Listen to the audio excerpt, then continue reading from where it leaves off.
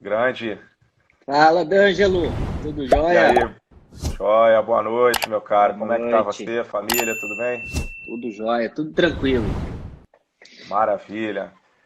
Felipe, obrigado por você ter disponibilizado aí um tempinho nessa vida corrida de clínica, de docência, de Instagram, para compartilhar experiências aí. Obrigado, tá? Fico Imagina. muito feliz, muito satisfeito de estar aqui contigo, cara. Obrigado mesmo.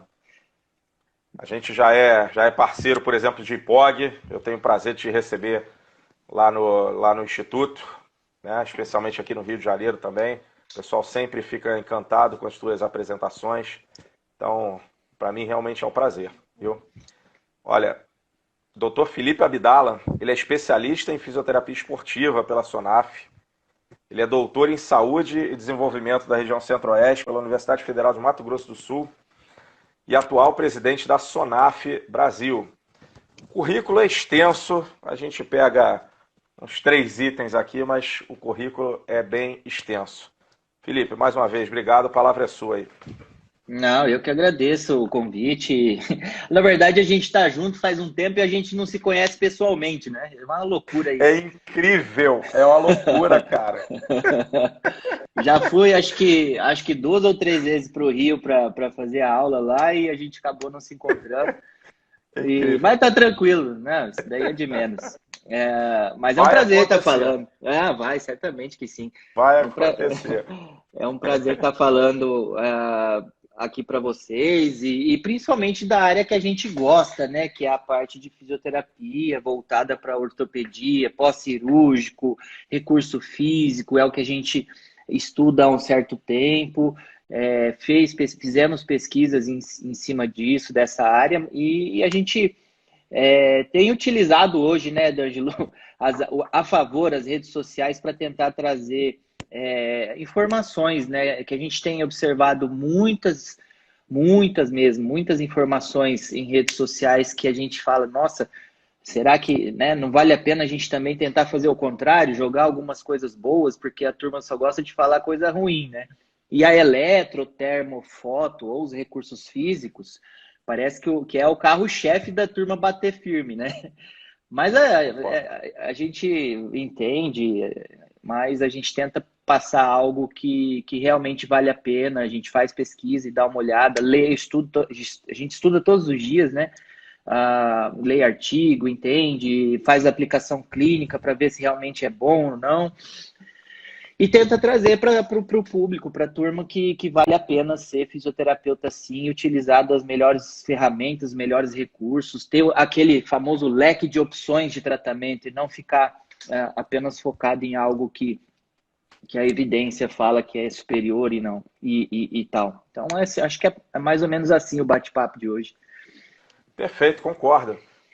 Eu acho que, de certa forma, né, Felipe, essa crítica, né, de tirarem aí ó, os agentes como vilão, acho que isso é histórico, é cultural, mas por mais que existam sim, a gente olhando os trabalhos, existam sim erros metodológicos, muitas vezes bem graves, nesses trabalhos, quando a gente olha um pouquinho para trás, diz para mim qual é a área, qual é o recurso em que você não vai encontrar trabalhos com erros gravíssimos, mais graves, inclusive, do que esses, né, no desenvolvimento da metodologia. Não Então, tem. é Todas as cultural. áreas, todas as áreas vão ter, não tem jeito. Uma pena, uma pena. As pessoas chegam a ter, eu vejo vergonha, muitas vezes, de dizer que se utilizam de recursos como esses que a gente vai abordar aqui. É uma pena. E o trabalho que você faz nas redes sociais é muito legal mesmo, nesse sentido, né, de mostrar que, de reconhecer primeiro que a gente tem certezas, como eu falei aqui no início, isso é um reconhecimento, a ciência não tem resposta para tudo e nunca vai ter. Mas também é importante reforçar que temos sim alguns norteadores, temos algo sim que pode embasar, pode fortalecer a nossa prática, fortalecer a cinesioterapia, por exemplo. Isso é muito legal o trabalho que você faz. Vou começar aqui direto. Sim, ó. O que são agentes eletrofísicos? Ainda é adequado, Felipe, usar termos como eletroterapia, fototerapia, termoterapia, Ou eu não posso mais usar isso, eu tenho que falar agentes eletrofísicos? Fala um pouquinho para mim disso aí, por favor. Ah, D'Angelo, acho que a terminologia ela não tem tanta importância assim da gente ficar batendo o termo correto ou incorreto. O que geralmente a turma tem utilizado atualmente são agentes físicos, e aí engloba diferentes formas de agente físico, seja termoterapia superficial por subtração, né, que é a crioterapia, termoterapia por adição, que é a termoterapia, antigamente falava-se, né? Talvez o único termo que tenha modificado por uma certa razão foi a fototerapia, né? Que mudou um pouquinho o termo para fotobiomodulação. Então, talvez seja algo que a gente possa falar assim, nossa, realmente esse aqui vale a pena a gente parar de chamar de fototerapia, porque nem sempre é terapia, né? A gente pode ter estímulo positivo ou estímulo negativo, dependendo da energia que você fornece. Então, adotaram agora o termo fotobiomodulação. Mas, em geral, agentes físicos, recursos físicos, como vocês preferirem chamar, não vai estar errado, não. Tá? Perfeito, perfeito. Importante esse esclarecimento. Muita gente vem me perguntar isso, viu? Se está inadequado, se vai pagar bico, se, enfim, se realmente. Uhum. Então, legal, legal a tua colocação. Não. Legal. Felipe, te perguntar sobre ultrassom terapêutico, tá? Como aqui, Felipe, a gente tem assim profissionais de todos os níveis, absolutamente todos os níveis, tanto aqui quanto depois para assistir o vídeo, desde graduandos, iniciando realmente, até profissionais bastante experientes, muito mais experientes do que eu, inclusive. Tenho o prazer de recebê-los aqui também. Então, te pedir assim, para a gente falar de ultrassom terapêutico, a pergunta para você é se ele realmente acelera a cicatrização. Tá? Essa é a pergunta. Mas você poderia dar um contexto aí, o que exatamente é o ultrassom terapêutico, bem breve, com as suas palavras, à vontade, e depois efetivamente passar para a pergunta? Tá. O ultrassom terapêutico é um dos recursos mais utilizados hoje pelo fisioterapeuta, mais mal utilizados também pelo fisioterapeuta. É um recurso que, fisicamente, ele já leva desvantagem desde a sua criação. Por quê? A produção do som terapêutico, ele se dá por movimento de cristal piezoelétrico. Ele é a transformação de energia elétrica em energia mecânica. Então, o cristal que está dentro do transdutor, ele vai sofrer deformações. E com essa deformação vai sair aquela energia sonora que vai tentar chegar no tecido biológico para produzir o efeito terapêutico. O problema se nós formos para os livros de eletroterapia, eu devo ter alguns ali em cima, a gente vai ver aquela onda bonitinha, com crista, com vale, certinha. Não é aquilo. A onda sonora que é produzida pelo nosso ultrassom terapêutico, ela é completamente irregular. Então, ela não tem uma característica regular, como se fosse uma onda dos fótons do laser, por exemplo. Então, o que eu quero dizer? De fábrica, ele já é um recurso irregular, ele é difícil, ele tem as suas limitações, porque a onda é difícil de ser produzida. Então, a gente precisa utilizar algumas artimanhas para fazer com que eu tenha menos perda de energia e mais absorção no tecido. Aí a gente tem algumas, subaquático, a gente tem a forma em contato direto com aquele gel, carbopol, enfim.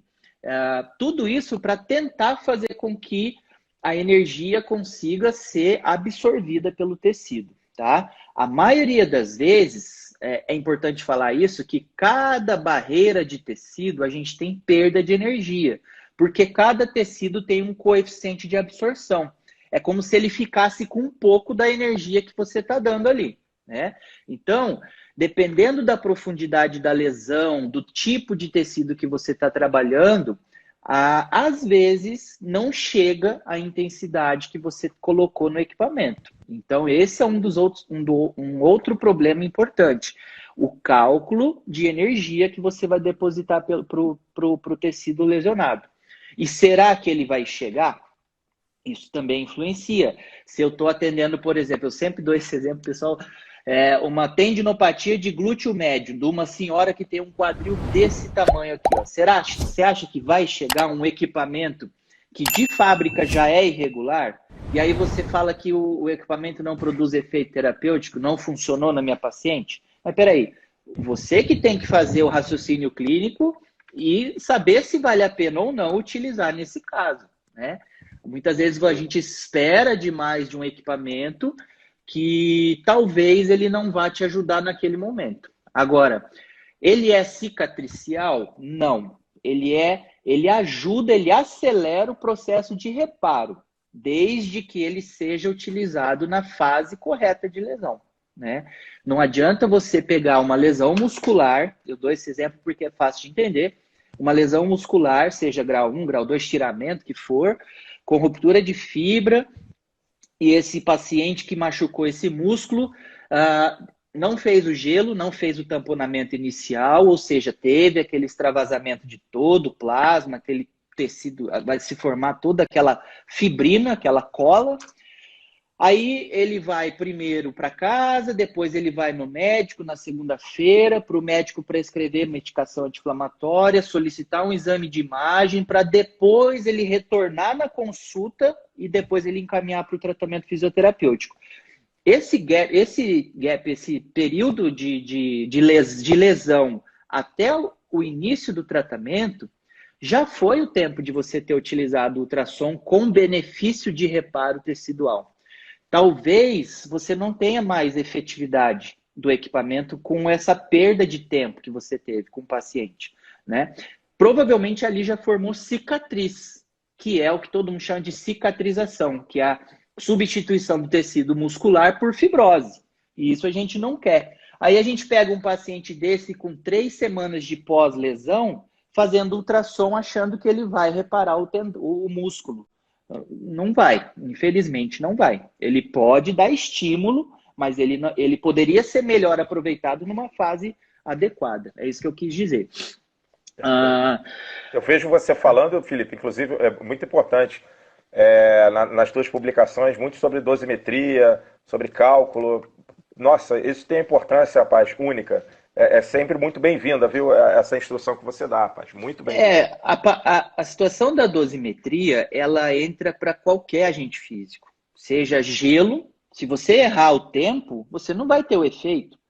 Seja infravermelho, que for o mais simples aí. Ultrassom, pessoal, ele é dose dependente. A efetividade do tratamento depende da dose em joules que você vai depositar no tecido. Muitas vezes o erro é nós acharmos que o botão que eu giro para dar intensidade é a dose. E isso não é dose. Isso é intensidade da onda. É quanto de força, quanto de pancada que eu vou dar no tecido lesionado em um certo tempo, em uma área específica, para eu despejar uma dose para produzir o efeito. Ultrassom, agentes físicos, eles trabalham a nível intracelular. Então, não espere, se você der qualquer dose, que a célula vai entender. Não vai. Você tem que tentar acertar o máximo possível. E não é muito fácil de acertar. Por isso que às vezes a gente fala, poxa, mas eu comprei um equipamento e ele já vem com aqueles protocolos padrões, eu posso utilizar? Cara, você pode utilizar, não é errado. O problema é, aqueles protocolos, você talvez tenha um paciente com um tecido adiposo, com uma espessura maior do que o que foi desenvolvido para aquele protocolo. Então, vai modificar totalmente a sua intervenção. Então, particularmente, eu prefiro calcular para cada paciente quando a gente vai utilizar, né? É lógico que precisa fazer conta? Claro. A gente precisa calcular distância, a gente precisa calcular coeficientes, a gente precisa calcular intensidade inicial, para eu saber quanto de intensidade final, eu preciso calcular o tempo de aplicação. Tudo isso influencia na aplicação do ultrassom. É perfeito? Não. Já falei, de fábrica ele já sai irregular. Agora, se você já não calcula dosimetria, você está usando um recurso irregular e às cegas. Você está dando qualquer energia ali, achando que ele vai trabalhar, que é aquela fórmula lá que todo mundo fala, né? 5 minutos, 0,5 watts por centímetro quadrado, achando que isso vai servir para tudo. Não é assim que funciona. A gente tem exemplos 3 de 10 do exercício, né? 4 de 12, 3 de 15. A gente tem exemplos de aplicação de ultrassom que duram 40 minutos, 1 hora. Né? Então, depende da lesão, depende do tecido, são vários fatores que influenciam. Então, é um recurso que tem muitas evidências, sim, acreditem ou não, existem muitos trabalhos, pesquisas com ultrassom. A maioria deles, se vocês forem ler, vocês vão observar viés importantes, principalmente no cálculo de dosimetria. A maioria deles faz a aplicação nos voluntários do RTC, do trabalho clínico randomizado, a mesma dosimetria para todo mundo. E a gente sabe que não vai funcionar. Né? Então, aí a conclusão é: ultrassom não é melhor que exercício. Pô, isso é lógico, não precisava fazer o trabalho para isso.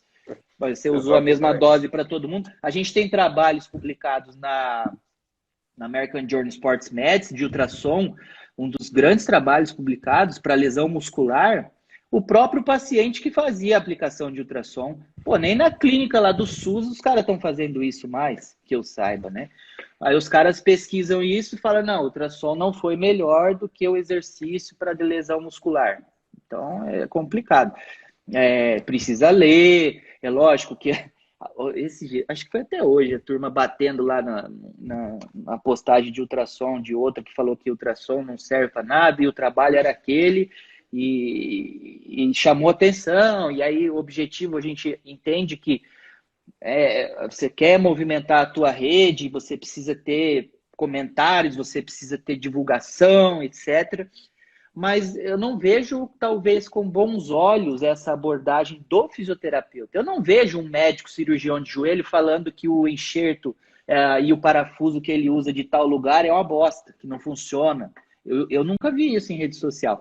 O fisioterapeuta ele tem essa mania de querer mostrar para todo mundo assim, ó, nossa profissão tem isso aqui não funciona. O que funciona é isso daqui. Não sei se isso é uma vantagem para a nossa profissão. Talvez não, tá? Então, assim, e aí quando você vai ler o trabalho, você fala, pô, o cara usou a mesma dosimetria para todo mundo, né? O trabalho foi bem escrito. Eu já tinha lido aquele paper, ele foi muito bem delineado, porém, na hora principal, o cara pisou na bola. Os pesquisadores pisaram na bola e a conclusão foi óbvia, né? O ultrassom não é melhor e tal, e aí toma-se aquilo como verdade, e publica isso numa rede que nós temos acadêmicos, nós temos recém-formados, nós temos pessoas que talvez não estudaram tanto o equipamento e falam assim, eu não vou comprar esse equipamento, já está falando aí que não funciona, né? Não vou usar mais não. Aí faz um curso de terapia manual e acha que terapia manual vai tratar todo mundo. Que é o que me venderam quando eu fiz osteopatia. Não, osteopatia é o que funciona para tudo, o resto não funciona para nada. Para de usar laser, para de usar não sei o quê, que agora é osteopatia. Manipula, tal, cobra lá 400 e tá tudo certo. Vai fazer uma manipulação no paciente com dor lombar, ver se ele vai melhorar rapidamente como se vende. Cara, a instrução e a maturidade são de ouro. Realmente nos permite ser mais crítico. Legal, traz autonomia. Você falou aí, inclusive, de post, né? A Larissa colocou aqui uma pergunta. Obrigado, Larissa. Ela botou assim, ó, Felipe, o que você acha do uso, que eu ia te perguntar já sobre ultrassom em consolidação óssea.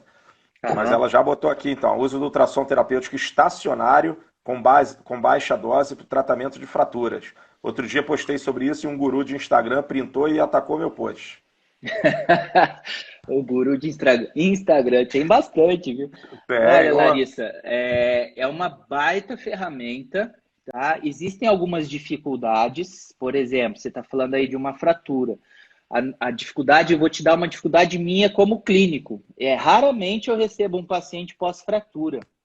Ele geralmente vem depois da imobilização. Né? Aí ele vem tratar os efeitos da imobilização, perda de massa muscular, perda de amplitude de movimento. Então, nesse caso, que ele já chegou lá com aquele calo ósseo formado, para que eu vou usar ultrassom ali? Deixa remodelar sozinho, vou trabalhar exercício. Agora, existem muitas evidências boas de alta nível de recomendação do ultrassom estacionário. A turma aí do Rio pesquisa muito isso. Inclusive, Felipe Jorge pesquisa muito ultrassom estacionário e tem resposta muito legal. Ele tem me mostrado, inclusive, algumas fotos de pacientes com pseudoartrose conseguindo fechar depois de tantos anos de lesão ali, interessante. Então, assim, não fica triste com o guru, o papel dele é esse, né? É reclamar, é falar mal, mas saiba que sim, é um recurso com baixa intensidade estacionária, é um recurso que ajuda ali na produção de osteoblastos para tentar fazer aquele tecido ósseo voltar a ficar fixo, né? A firmar novamente. Então vale a pena sim. A dificuldade, como eu te falei, é o tempo que esse paciente chega na fratura, pós-fratura. Fratura por estresse é a mesma situação. É a mesma situação. Perfeito. Eu posso usar ultrassom terapêutico em epífise de crescimento? Olha, vamos lá. A gente tem alguns trabalhos na literatura mais antigos, porém a maioria deles são trabalhos experimentais, tá? Trabalhos feitos em coelhos, trabalhos feitos em ratos. O que foi observado na maioria desses trabalhos em epífise de crescimento? Você não tem alteração da epífise de crescimento quando você utiliza a pulsação, o Dutch Cycle, por exemplo, a 20%. Porém, quando fazem o uso do ultrassom contínuo, há alteração na fise de crescimento, tanto histológica quanto morfológica. Então, existe sim, você acelera o metabolismo, você está dando energia ali para aquelas células e ali é uma área que tem muita célula que está imatura, que está querendo trabalhar. Então, você está dando energia, elas vão trabalhar mais rápido. É mais ou menos isso. Tem trabalhos mostrando justamente isso. Você tem alteração tanto do tecido quanto da morfologia. Então, eu, particularmente, não utilizo. Tá? Por exemplo, se eu pegar um paciente com um molequinho lá, com os Guttschlatter, por exemplo, do joelho, que tem ainda a fise de crescimento, mas está com aquele arrancamento da tuberosidade anterior da tíbia, basicamente ali é outra intervenção. Eu procuraria muito mais analgesia com gelo ou com alguma corrente elétrica e muito alongamento, porque geralmente é o que funciona, e redução de volume, que esse moleque deve estar jogando futebol todos os dias, né? Então, assim, são outras estratégias que a gente tem para evitar. Vai causar mal se eu usar? Não sei. Não tem pesquisa em seres humanos ainda para falar assim, cara, ó, a gente tem literatura, livros mostrando que não usa, é contraindicação, né? Mas, quando você vai para pesquisa, para a literatura, são muito mais trabalhos experimentais e menos trabalhos clínicos. Então, assim, eu particularmente, como não tem, me deixa essa dúvida, eu particularmente em fise de crescimento não uso, não. Perfeito. Só vou te fazer pergunta difícil, tá? Manda bala, hein? Eu posso utilizar calor profundo sobre áreas de implantes metálicos, por exemplo, sobre próteses, placas, parafusos. Eu trabalho, você sabe, Felipe, no INTO. A gente faz lá, em bons períodos, 9, 10, 11 mil cirurgias por ano. A fisioterapia tem um número de atendimentos assim de muitos dígitos no ano, tá? Uma quantidade muito grande. Nós temos desde da assistência no CTI, passando pela enfermaria e o ambulatório, até o atendimento domiciliar. E a quantidade de artroplastias, por exemplo, o trauma lá é muito movimentado, é enorme, é enorme. 3 mil, 4 mil artroplastias nós fazemos por ano. É um volume muito. É um volume muito grande. É um volume muito grande. É uma parte muito substancial de tudo que se faz de artroplastia, tanto no Rio de Janeiro como no Brasil. A minha grande expertise realmente é a parte de cirurgia. Então, isso eu sei que os colegas também recebem muitos pacientes com esses implantes e tem essa dúvida, Felipe. Não foi à toa que eu trouxe essa dúvida aqui para você. Você pode falar um pouquinho então para a gente disso? Então, implante metálico, vamos separar recursos. Se eu pegar recurso de alta intensidade, eu não utilizaria. Exemplo, micro-ondas e ondas curtas. Ou o equipamento mais atual que a turma tem utilizado, que é a Tecar. Não utilizaria, porque você realmente causa a absorção da energia na placa. E existe trabalhos mostrando que vai fazer uma lesão no tecido ósseo que a placa está fixada. Se eu for falar sobre ultrassom, olha que incrível que parece, mas tem um trabalho do professor Maser, Newton Maser, da USP de Ribeirão, junto com o Dr. Cláudio Barbieri. É um trabalho antigo, lá de 1997. Eles fizeram um implante, né, nos ratos, no fêmur de ratos, colocaram osteossíntese e fizeram a aplicação de ultrassom terapêutico nos dois grupos, dois membros, né? Num membro eles usaram ultrassom pulsado e no outro contínuo. No membro que estava a osteossíntese, o ultrassom, ele parece que ele teve um efeito de absorção do calor pela placa e dissipação do calor pela placa. Enquanto no grupo que só tinha feito a fratura sem a fixação, o ultrassom causou lesão, queimadura no fêmur. Então, assim, não dá para a gente falar, puxa, vai queimar o meu paciente utilizando ultrassom terapêutico. Por que eu falo isso, O'Dângelo? Você pega lá, por exemplo, aquelas artroplastia de quadril, né? Seja lá cimentada, não, o que for. Cara, você acha que o ultrassom vai chegar numa distância de tecido muscular, tecido gorduroso, pele, subcutâneo? Você acha que vai ser possível chegar à intensidade lá? Eu tenho minhas dúvidas se consegue chegar. Agora, tem que atravessar bastante coisa. Num joelho pode ser diferente. No joelho pode ser diferente. Se eu pegar, por exemplo, sei lá, uma fratura de rádio com uma fixação, eu talvez evitaria, né? Ou uma fixação de fio de Kirchner na interfalangiana, eu não faria. Agora, putz, lá dentro, será que é possível? Aí é que o negócio, o tchan do ultrassom. A pergunta é, para que você vai usar ultrassom nesse caso? Ah, tem uma prótese de quadril, eu quero usar ultrassom. Para quê? Para dor. O ultrassom não foi feito para dor, nem para tirar a dor. Ele ajuda na cicatrização, ele ajuda no reparo, consequentemente você vai ter menos dor. Mas você quer analgesia, correntes ou gelo. É simples a conta. Não tem o que ficar inventando. Agora, se você quer, eu quero, o paciente está com um ponto, está com edema, eu quero tentar fazer um reparo ali acontecer.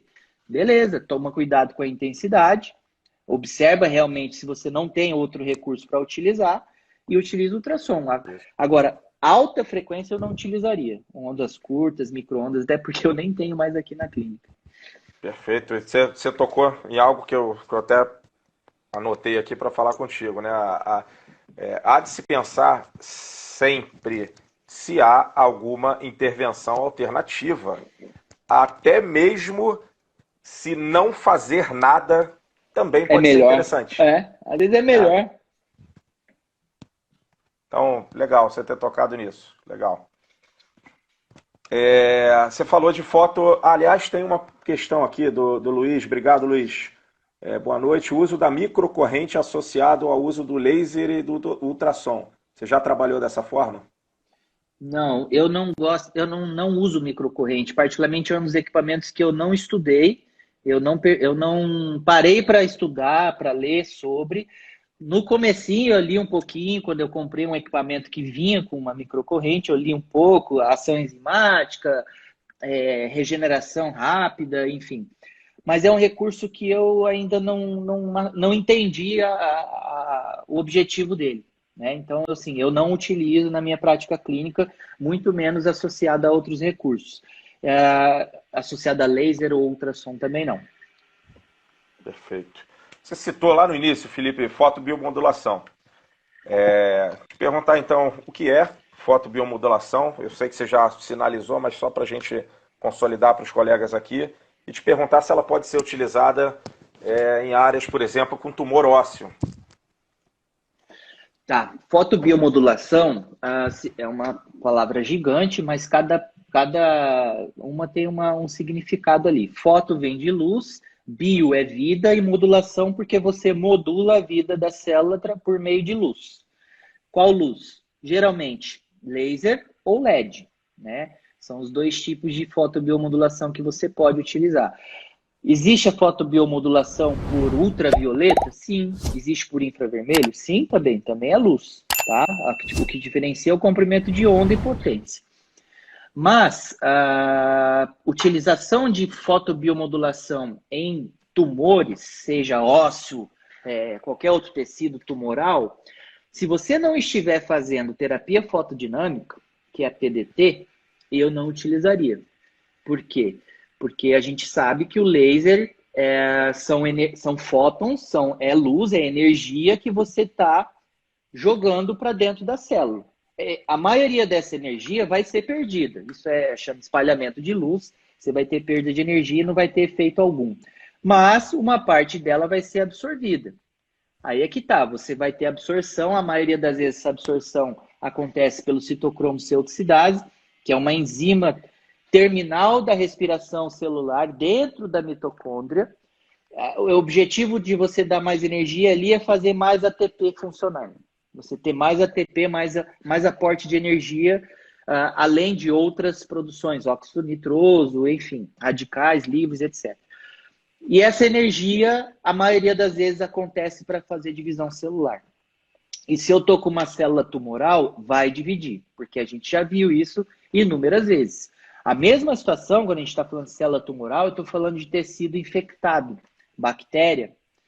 A bactéria é um cromóforo, uma substância absorvedora de luz absurda, ela gosta de energia. Então, se você der laser lá naquela úlcera infectada, você vai estar multiplicando bactéria. E talvez uma infecção localizada vira uma sepse, e aí dá zebra, né? Então, assim, particularmente eu não utilizaria. Por que eu falei da terapia fotodinâmica? É uma das áreas da fotobiomodulação que a turma tem utilizado para tratamento de áreas tumorais e infecções. Por exemplo, o dentista está utilizando o PDT para tratar cárie. Então, o que ele faz? O ambiente tem que estar escuro, porque se ele ligar a luz branca, aqui tem todos os comprimentos de onda, e dependendo da substância que ele está utilizando, fotoativa antes do momento que ele precisa. Então, tem que estar um ambiente escuro. Passa-se uma substância fotossensibilizante, a maioria das vezes é azul de metileno, para herpes, por exemplo.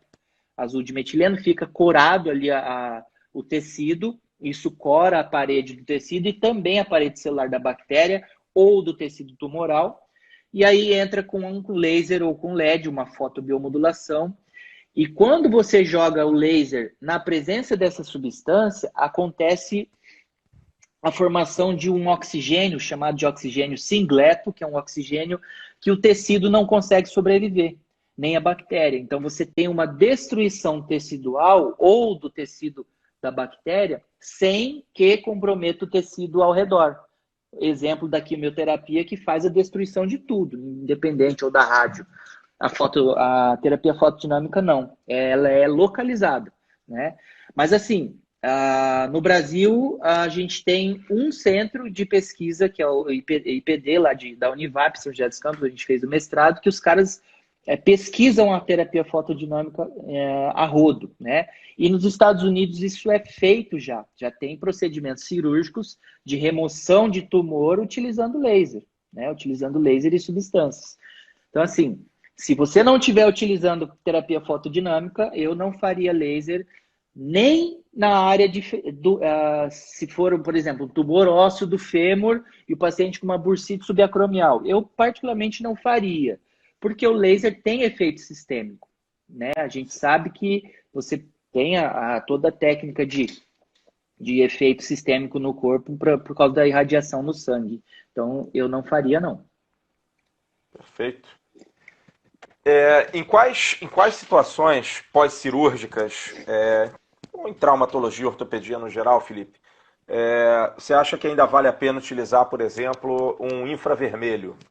Ainda acha que cabe ou é algo que está ultrapassado? O que você tem a dizer? Olha, o infravermelho, ele é uma modalidade de aquecimento superficial. Então, assim, se você tiver alguma disfunção, se o paciente tiver alguma disfunção superficial e você tem esse recurso, ele vai te ajudar. Agora, se você tem uma lesão profunda, ele não vai, porque a profundidade de absorção dele é menos de centímetros. Então, talvez ele vai esquentar a pele, tecido celular subcutâneo, gera um pouco de analgesia para você fazer outra terapia, outra intervenção. Agora, lesões mais profundas, pegar lá uma lesão muscular de posterior de coxa, não vai ter um benefício na lesão, pode ter acima dela. Agora, na lesão, não. Eu não utilizo, não. Aqui na clínica não tenho, nem faz tempo que eu não vejo, inclusive, o infravermelho rodando por aí. Perfeito.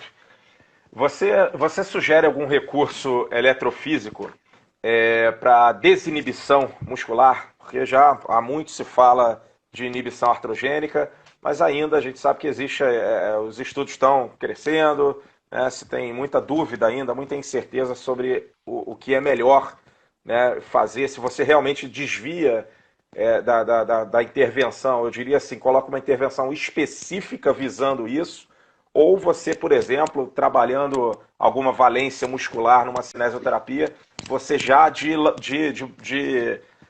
bandeja já trabalha também para desinibir o músculo. Tem alguma intervenção desses agentes que seja assim, específica que vale a pena utilizar? Tem. Não, nossa, correntes excitomotoras, elas têm uma efetividade, elas têm uma efetividade muito legal quando o paciente tem uma disfunção. E a gente não tem uma efetividade interessante quando o paciente é rígido, quando ele quer ganhar força muscular, por exemplo, só usando corrente elétrica. É interessante a situação. Quando o cara vem de um pós-cirúrgico ou uma pós-lesão que machucou, deu aquele edema e gerou inibição artrogênica, quando você entra com o recurso ali, a rapidez de ativação muscular é impressionante. E talvez a gente não encontre as mesmas respostas quando o cara não tem nada, mas ele quer ficar forte. Sei lá, usa aquelas roupas de energia ali, de jogar corrente elétrica para ficar forte. A gente não tem comprovação disso. Infelizmente, gostaria que tivesse, mas a gente não tem. Ou aquelas meninas que gostam de ficar com o bumbumzinho durinho para tomar corrente russa para ficar. Se não fizer exercício junto, não tem efetividade. Você tem que trabalhar carga. É músculo, não adianta, não tem milagre. Tem que gastar energia, né? Mas assim, a inibição artrogênica pós-cirúrgico, particularmente eu uso em todos os meus pós-cirúrgicos. De ligamento, então, de joelho e ombro, eu uso muito pós-cirúrgico as correntes excitomotoras. Porque a gente entende que eu preciso acordar o mais rápido possível essa musculatura. Para eu depender menos para o paciente depender menos de muleta, para ele ter mais independência de vir de carro para a clínica e não precisar encher o saco da esposa. Ou seja, são estratégias que a gente utiliza. Né? A corrente excitomotora eu acho que é sensacional quando a gente tem uma disfunção presente. Mas você usa associada ao movimento? A exercício. Não é parado, não. Associado a exercício. Ufa, Você ficar tomando. Se o cara vier aqui na clínica pós-cirúrgico para tomar choque no quadríceps sozinho, deitado na maca, não tem função. É melhor ele fazer exercício ativo. Em casa. É melhor ele fazer exercício sozinho. Agora não. Por exemplo, vou usar o FES, eletroestimulação funcional. O nome já fala. Você tem que dar movimento, cara. E não só movimento, você tem que dar carga. É lógico que a carga ela precisa ser calculada, controlada, dependendo da fase de pós-cirurgia que esse cara tá, mas ele precisa trabalhar movimento junto, né? Você potencializa o número de unidades motoras sendo ativadas ao mesmo tempo, do que uma contração voluntária. Então, a gente tem que tirar vantagem do equipamento. Não adianta só usar o equipamento, entendeu? Perfeito. Tocar no TENS. Falou de corrente aí, vamos a um tipo aqui. Por muito tempo o TENS foi sinônimo de tratamento terapêutico ineficaz. Foi piada, né? Ainda é. Fala para mim aqui, Felipe, fala pra gente em que situações essa intervenção pode ser útil? Olha, de novo, o TENS, ele talvez hoje a fisioterapia seja conhecida, vamos dizer assim, a fisioterapia de plano seja conhecida como tal do choque, né? Por causa do TENS, né? É um recurso muito utilizado. Eu brinco sempre que é uma Ferrari, só que com o Rubinho pilotando. Tô brincando, eu gosto do Rubinho. Ele é um bom piloto, ganhou um monte de coisa. Mas assim, é um Ele é equipamento, fera, ele é fera. ele é fera, é um baita equipamento, porém, o fisioterapeuta não sabe regular. E aí, quer que, ou sabe regular, mas utiliza ele na fase que não adianta. Ou só utiliza ele. E ele não foi feito para só utilizá-lo. Ele não é o tratamento do paciente. Ele nos ajuda no tratamento do paciente. Tem efeito? Claro que tem. Gente, tem muitos trabalhos mostrando que o TENS é superior à morfina para dor lombar, por exemplo. Nos ajuda no trabalho de propriocepção, ganho de dorsiflexão do tornozelo. Mas eu só faço cinesioterapia. Usa o TENS pré-cinético antes do exercício para ver se seu paciente não melhora. Então, assim, existem inúmeras vantagens. A menorreia, paciente que fez prótese de joelho tem efeito muito superior em nível de dor do que medicação.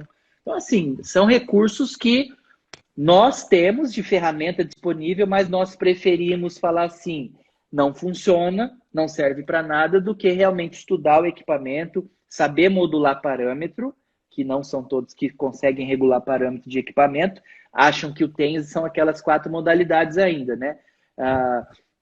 Convencional, acupuntura, breve intenso e burst. Acha que é isso que é o TENS.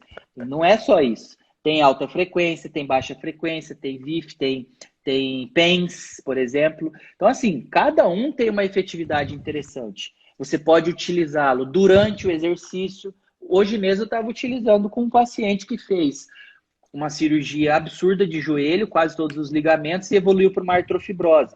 Então, ele estava na bike trabalhando, tentando trabalhar a mobilidade de flexão. Eu mandei TENS ali no joelho ao mesmo tempo do movimento, para tentar inibir a dor do cara e ele conseguir ganhar mais amplitude. Então, assim, depende da estratégia. O erro está, D'Angelo, em pegar o equipamento, deitar o paciente, dar choque, né, fazer a eletroanalgesia e só fazer isso. Aí não adianta, aí você vai me desculpar, mas e a turma chama isso ainda de fisioterapia. Não é isso, não é fisioterapia, vocês podem chamar de outra coisa, vocês podem ficar bravos comigo, mas não é fisioterapia. Fisioterapia é a avaliação, traçar plano de tratamento, traçar intervenção e reavaliar. Teve eficácia? Continua, não teve, reavalia. E é assim que a gente vai indo, né? Qual recurso eu vou utilizar depende da minha expertise. Eu gosto de usar o TENS? Não, eu gosto de usar interferencial. Eu preciso de menos tempo, né? Tem uma outra forma de aplicação, uma grande área. Independente, desde que você faça regulação de parâmetro. Se a gente não regular parâmetro, também não adianta só ligar o equipamento, dar choque e achar que vai ter o efeito. Perfeito, perfeito. Ó, o Luciano Tavares, obrigado, Luciano, por prestigiar aqui. Colocou uma pergunta aqui na caixinha aqui específica, Felipe. Botou aqui, ó, tecaterapia como alternativa de tratamento de lesão muscular, né? Aquela transferência de energia capacitativa, resistida, de alta frequência. Você tem experiência nisso, Felipe? Como é que é? Então, eu estou esperando o Túlio, meu amigo lá de Porto Alegre, me mandar um desconto bom para eu comprar o meu. É um equipamento que tem um preço elevado, mas muito promissor, viu, gente? A Tecar aí tem pelo menos assim, os trabalhos que a gente tem lido e as experiências clínicas dos colegas que já trabalham com Tecar, principalmente no futebol, que tem muita lesão muscular, os caras estão vendo uma resposta muito legal. Então, eu estou louco para ter o meu logo para a gente testar. Eu acredito que vale a pena sim. Como eu disse, a maioria dos trabalhos tem encontrado respostas muito legais nessa transferência e o reparo tecidual ele tem sido acelerado realmente. A dificuldade nossa é o preço do equipamento, que ele ainda é um pouquinho salgado, mas talvez a gente consiga melhorar aí os valores. Perfeito. Felipe, muito tem se falado sobre a irradiação de luz laser sobre o sangue, né? A ILIB. Que é isso? Que é essa terapia? Já existem evidências sobre efetividade e segurança? Você pode falar um pouquinho para a gente sobre isso? Posso, é. ELIB é justamente isso, é irradiação intravascular, né, com laser. A técnica original, ela realmente é feita intravascular, então o catéter ele vai dentro da artéria e faz a irradiação com a luz. E tem vamos dizer assim, uma variação da técnica, que é você fazer sobre a artéria radial, que é o que a turma tem vendido muito mais do que pesquisado, né? Eu sempre falo isso. É importante, é uma técnica antiga, que hoje está retomando, principalmente aqui no Brasil, em virtude de algumas marcas estarem trazendo junto e usando essa técnica como carro-chefe de venda de equipamento. Tem os seus efeitos? Sim, principalmente para doenças crônicas. A gente tem alguns trabalhos mostrando para doenças cardiovasculares, diabetes, a gente tem trabalhos mostrando aumento da resposta autoimune, enfim, há sim efeito. Só que não é, gente, milagroso como se tá se vendendo por aí, não. Tá? Então, eu pego às vezes o manual, não é nem o manual, é tipo o folder, né, de venda de equipamento e lib. Aí tem lá um monte de coisa. Aí já começa a inventar para Covid, aí já começa a inventar para um monte de outras coisas. Não é tão fácil assim, só botar o laserzinho ali no pulso radial e achar que ele vai dar o efeito que você quer. Já tem gente utilizando para recovery de atleta também. Precisa pesquisar. A gente sabe que a fotobiomodulação é hoje o gold standard junto com a massagem. Mas não a técnica ELIB, a irradiação direta na musculatura, né? Então precisa pesquisar. Então, de novo, no Brasil, eu não sei se isso é só no Brasil, mas as coisas acontecem nas redes sociais e no marketing antes das pesquisas. E aí depois vem a pesquisa tentando bater e falar, não, isso aqui não é para tudo isso, não. Então, eu não deixaria de utilizar, particularmente eu não utilizo ILIB, eu não tenho equipamento para fazer ILIB, porque o meu laser ele é cluster, ele não é ponteira, mas eu não faria, eu não descartaria, né? Eu acho que precisa, os pesquisadores aí começar a entender como é que funciona, qual é o efeito, e se realmente produz aquilo tudo de efeito que se espera dele. Perfeito. Pô, o laser cluster é a mão na roda, né? Ajuda bastante, muito mesmo. Principalmente eu, particularmente, atendo muito paciente com lesão grande, né? Então, assim, ele me ajuda, ele me dá menos tempo, vamos dizer assim, que eu preciso Sim. ficar irradiando a área e aí eu consigo trabalhar mais coisas. Nossa, é verdade. Felipe, eu posso dizer que existe uma corrente de estimulação elétrica neuromuscular que seja melhor do que outra, claro, para um determinado caso, ou todas têm o mesmo efeito, vai da minha expertise, vai da minha disponibilidade? O que você me diz? Citomotor, você está falando? É. O que talvez varie é a qualidade, é o equipamento, vamos dizer assim, o microprocessado, tem equipamento que você vai ter eletrodo sem fio, você não precisa mais, é tudo por wireless, você consegue transferir energia por wireless sem precisar ficar com fio, então isso facilita para você fazer a cinésio ao mesmo tempo. Então, assim, tem algumas vantagens de equipamento de um para o outro, porém, a corrente, o modo, largura de pulso, frequência e intensidade, depende do parâmetro que você vai colocar e o objetivo que você quer. Você pode ter um equipamento importante, vendido aí, que é famoso, e ter um equipamento que você comprou de uma marca nacional com um cabinho, com aquele eletrodozinho, se você souber colocar ponto motor, regular parâmetro, a resposta vai ser muito próxima. Então, assim, não vejo uma superioridade em nível físico de corrente, mas eu vejo em superioridade em equipamento, né? Um é mais portátil, o outro não, esse aqui tem esse objetivo, esse aqui tem esse, então o que varia vai ser isso. Perfeito. Teve mais uma pergunta aqui da Larissa sobre ondas de choque. Você trabalha com isso? Não? O que você acha aí, Felipe? Onda de choque. Olha, eu não trabalho com onda de choque, porque eu também acho um equipamento com alto custo. A gente vai ter ali, sei lá, um investimento de quase É altíssimo. 70 a 90 mil reais. Sendo que eu talvez consiga, olha o que eu vou falar, não fiquem bravos de novo. Sendo que talvez eu consiga um efeito muito próximo se eu utilizar um ultrassom com intensidade alta. E isso já foi mostrado para fasciopatia plantar, publicado na JOST, inclusive. Ah, mas é um trabalho ruim. Não, não é ruim, tá na JOST, pode ler lá que vale a pena. Eles usaram intensidade de 1,5 até quase 2 watts por centímetro quadrado estacionário e conseguir observar melhor a clínica do paciente. Pra vocês terem ideia, é quase a mesma intensidade da onda de choque, né? Agora, em relação à onda de choque, é um equipamento que vai produzir também uma onda sonora. Essa onda sonora vai chegar no tecido e vai produzir alguma coisa no tecido. Como geralmente são frequências altas, e ele geralmente vai fazer um estímulo no tecido. É como se ele ficasse dando soco ali naquele tecido que tem uma lesão, a maioria das vezes crônica. É como se ele ficasse estimulando para o tecido entender, para o corpo entender que precisa produzir um novo processo inflamatório para aquilo começar a reparar novamente. É mais ou menos isso o funcionamento. Vai lá dar 2.000, 3.000 pancadas de onda de frequência ali numa lesão. Então, assim, dói, incomoda um pouquinho, porque a intensidade é alta, incomoda. Eu já fiz em mim mesmo, né? Eu já fui paciente de onda de choque, dói para chuchu. E assim, Eu sei, também já fiz. tem resposta, né? A gente observa a resposta clínica de alívio imediato de dor, porque você está estimulando ali um tecido. O mecanorreceptor, nosso receptor, fica muito louco. E aí você para de ter dor e começa a sentir só a pancada. De repente você não sente mais nada, né?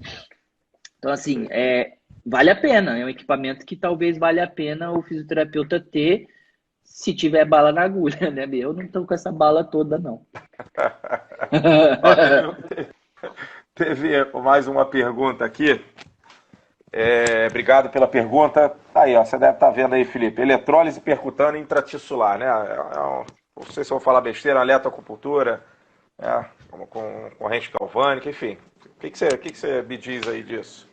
Então, a eletrólise percutânea, ela realmente, ela coloca-se um eletrodo, no caso, interno, né? Ele vai fazer o estímulo. Geralmente a turma tem utilizado muito para lesão de tendão. Pega lá as epicondilalgias, os caras têm utilizado eletrólise percutânea. E tem resposta, isso aqui eu fico mais intrigado. Os caras estão encontrando resposta clínica interessante. Alívio de dor, melhora da qualidade do tendão, né? Aquelas lesões que você já tentou treinamento excêntrico, você já tentou heavy slow, você já tentou em diferentes intervenções, laser, e o cara vem com uma agulha, coloca lá, dá um choque lá naquele região do tendão e o tendão começa a responder e produzir colágeno e melhorar aquela qualidade. Então, assim, eu participei do congresso da AKD da Argentina, da fisioterapia esportiva da Argentina, e um dos colegas lá trabalha muito, ele deu essa aula sobre eletrólise. Eu achei fantástico. Então, os trabalhos estão surgindo, né? A turma está pesquisando eletrólise e está tendo resposta não só clínica, mas também nas pesquisas. Então, acho que é uma terapia aí que vale a pena a gente olhar com mais calma.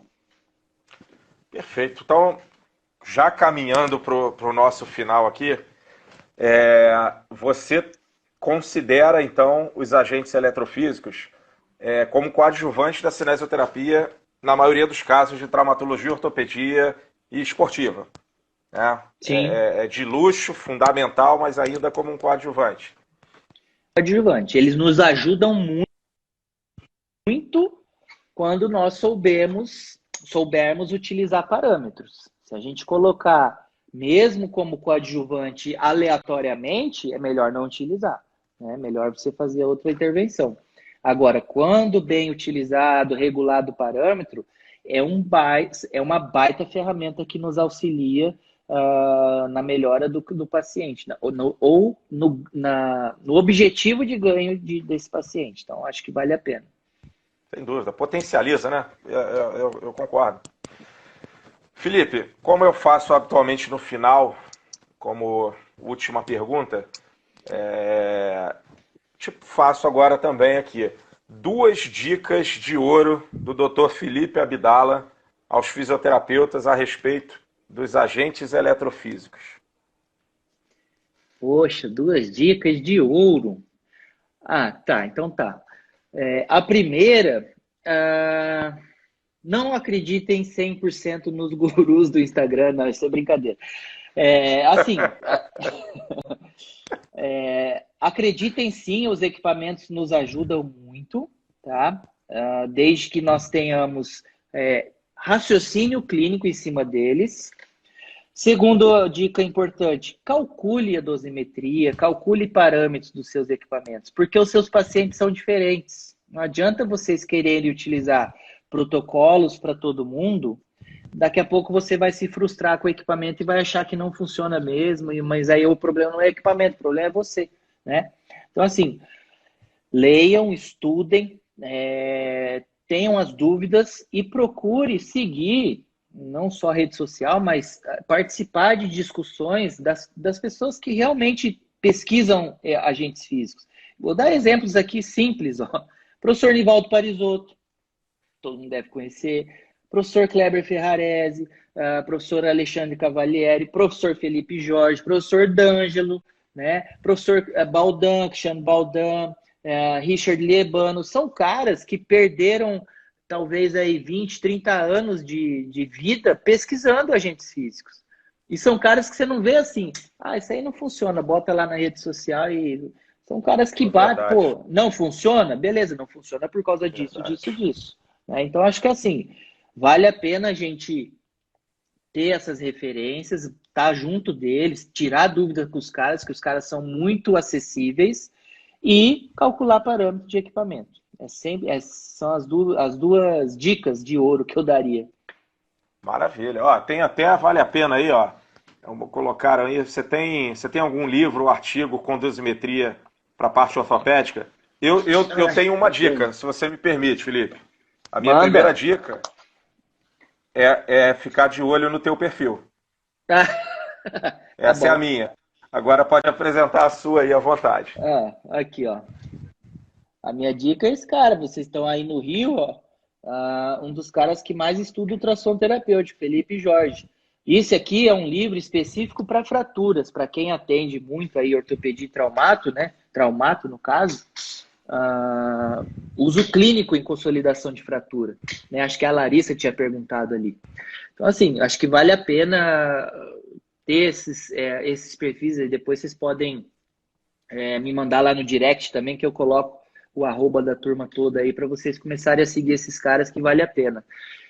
A gente está tentando, viu, D'Angelo? A gente tem um grupo no WhatsApp de eletrotermofototerapia dos caras que gostam mesmo, né? E a gente discute artigo, bate firme nos caras que não estão falando bem dos equipamentos, porque ele falou isso aqui, a gente entende que é dessa forma, né? E a gente tá buscando mostrar para o fisioterapeuta que, pô, esse recurso nosso é nosso e ele é muito bom. Não adianta a gente menosprezá-lo, porque daqui 2 dias vai ter outro profissional utilizando, como já está acontecendo. Aí a gente fica bravo. Aí a gente fica muito bravo, né? Pô, mas o cara tá utilizando. Pô, mas você mesmo falou que o negócio não funciona, o cara utilizou no paciente dele e funcionou, né? Então a gente tem que ver isso daí. Exato. Felipe, bom, o pessoal sempre me pergunta aqui, sim, o vídeo vai ficar gravado lá no Instagram para vocês assistirem, recomendarem, tá? Toda terça e quinta tem live aqui, 20 horas, eu vou divulgar já a próxima live. Felipe, espetáculo, meu cara, como sempre, sensacional. Você é um cara muito didático, muito cuidadoso com as tuas palavras também, eu acho isso importante. Para quem é formador de opinião, para quem está aí na mídia, que é influenciador, a gente sabe disso, a gente sabe a importância das nossas palavras, a força das nossas palavras, e eu vejo que você tem bastante cuidado com isso, rapaz. Você tem o meu respeito realmente por esse teu cuidado, pelo trabalho que você faz com os alunos, o carinho que você tem, a paciência que você tem para tratar essas questões, viu? Parabéns pelo teu trabalho e, mais uma vez, muito obrigado por dispor desse tempinho para bater um papo aqui comigo. E, ó, pode ter certeza, quando estiver no Rio de novo, que eu vou te trazer por esses tempos aí, vou te trazer aqui no Rio de novo. A gente vai tomar um café, vai jogar uma conversa fora, talvez tenha que ser com máscara ainda, mas a gente vai tomar um café, vai jogar uma conversa fora. Vamos embora, certeza. Eu que agradeço a oportunidade de estar falando um pouco do que a gente gosta, como eu falei no começo, né, de recurso físico, e principalmente para a fisioterapia, né? Então, acho que a gente tem que começar a falar bem dos equipamentos, não porque a gente quer, porque realmente eles funcionam pelo que a gente tem estudado. E o cuidado com as palavras, eu aprendi isso talvez depois que eu entrei para a presidência da SONAF, porque a gente tem que lidar com muita informação, muitas pessoas ao mesmo tempo, então a gente tem que realmente saber lidar e eu acho que é por aí. Aos meninos que estão perguntando os nomes, depois eu sempre falo isso. Pode mandar lá no direct, que eu demoro um pouquinho para responder, mas eu respondo 100%, né? Quando tem um tempo aqui de um paciente ou outro, eu começo a responder a turma. E fiquem à vontade para seguir, para mandar dúvidas e tudo que vocês precisarem, a gente está à disposição. Maravilha, meu camarada. Ó, fica com Deus. Obrigado mais uma vez. Saúde para você e para a família. Obrigado a todos pela presença, viu? Obrigado. Valeu, gente. Valeu, camarada. Grande abraço. Tchau, valeu.